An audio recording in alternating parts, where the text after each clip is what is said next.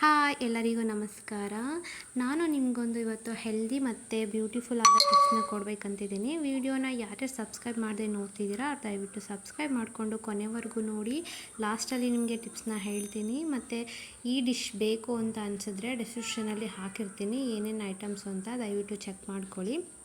ನಾನಿವತ್ತು ನಿಮ್ಗೆ ಹೇಳಬೇಕು ಅಂತ ಇರೋ ಟಿಪ್ಸ್ ಏನಂದರೆ ಸೊಪ್ಪು ಎಲ್ರಿಗೂ ಇಷ್ಟ, ಬಟ್ ಮಾಡಲಿಕ್ಕೆ ಏನಂದರೆ ಸೊಪ್ಪನ್ನ ಯಾವಾಗಲೂ ತೊಳೆದು ಕಟ್ ಮಾಡಿ ಸಾಂಬಾರು ಮಾಡಿ ತುಂಬ ಟೇಸ್ಟಿಯಾಗಿರುತ್ತೆ. ಬಟ್ ಯಾವುದೇ ಕಾರಣಕ್ಕೂ ಕಟ್ ಮಾಡಿ ತೊಳಿಲಿಕ್ಕೆ ಹೋಗಬೇಡಿ.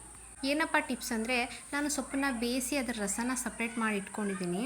ಆ ರಸನ ಸೇವಿಸಿದ್ರೆ ಅಂದರೆ ಸಾಂಬಾರು ಜೊತೆ ಕೆಲವ್ರು ಮಾಡ್ತಾರೆ, ಸ್ವಲ್ಪ ಜನ ಮಾಡಲ್ಲ, ಅದನ್ನು ಚೆಲ್ಬಿಡ್ತಾರೆ. ಅದನ್ನು ಚೆಲ್ಲೋದಕ್ಕಿಂತ ಕುಡೀರಿ, ಅದು ನಿಮಗೆ ನಿಮ್ಮ ವೆಯ್ಟ್ ಲಾಸ್ ಮಾಡೋದಕ್ಕೆ ತುಂಬ ಹೆಲ್ಪ್ ಆಗುತ್ತೆ. ಅದರಲ್ಲೂ ಪ್ರೆಗ್ನೆನ್ಸಿಗೆ ಬೆಸ್ಟ್ ಅಂದರೆ ಬೆಸ್ಟ್ ಅದು. ನಾನು ನನ್ನ ಪ್ರೆಗ್ನೆನ್ಸಿಲಿ ವೀಕ್ಲಿ 3 ಡೇಸು 3 ಟೈಮ್ಸ್ ತಿಂತಿದ್ದೆ. ತುಂಬ ಹೆಲ್ದಿ ಅಂದರೆ ಹೆಲ್ದಿ. ಇದರಲ್ಲಿ ಕ್ಯಾಲ್ಶಿಯಂ, ವಿಟಮಿನ್ ಹೇರಳವಾಗಿರುತ್ತೆ. ಬ್ಯೂಟಿ ಟಿಪ್ಸ್ ಏನಪ್ಪ ಅಂದರೆ, ಇದರಿಂದ ನಮ್ಮ ಮುಖ ಶೈನಿಂಗ್ ಬರುತ್ತೆ ಮತ್ತು ನಮ್ಮ ಹೇರ್ ಕೂಡ ಫಾಲ್ ಆಗಲ್ಲ. ಪ್ರೆಗ್ನೆಂಟಲ್ಲೂ ಕೂಡ ಚೆನ್ನಾಗಿರುತ್ತೆ ಮತ್ತು ಆಫ್ಟರ್ ಪ್ರೆಗ್ನೆನ್ಸಿನೂ ಕೂಡ ತುಂಬ ಹೇರ್ ಚೆನ್ನಾಗಿರುತ್ತೆ. ಸೊ ಯಾವುದೇ ಕಾರಣಕ್ಕೂ ಸೊಪ್ಪು ಎಲ್ಲೇ ಸಿಕ್ಕಿದ್ರೂ ಬಿಡದೆ ತಂದು ತಿನ್ನು.